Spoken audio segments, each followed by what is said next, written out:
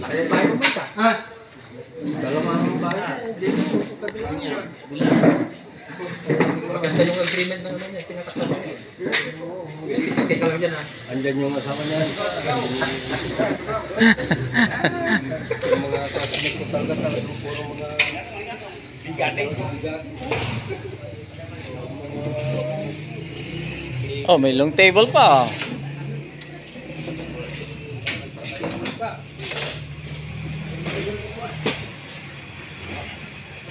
parang ganyan yung ginawa ko sa mga kanya. O kasi, inalis ko sa Bulacan yung panganay ko.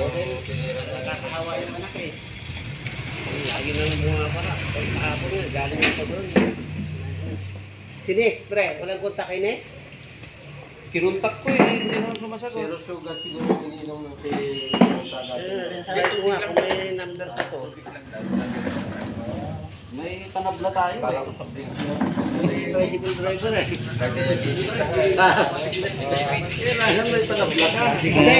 Ha?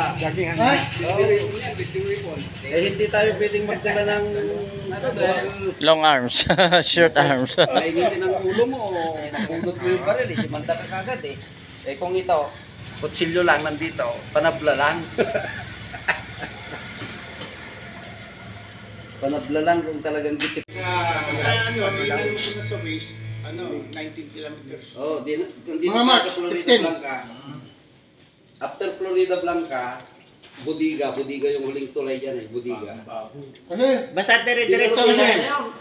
Yung nadaan natin So, na Florida Blanca tayo. nakita ng anak ko, nandun sa Besa sa may Sibilibin doon. Yung bago tayo kukurba doon. Ang susunod na dyan, dinalagyan na. Hindi mo lang, kasi So, malakas ko na. malapit lang. Di ba nga kasi Parang sabi ko nga, boundary, lagyan mo dito, computer shop, lagyan mo dito ng mga tatlo ako. Na rin sa Anulaw.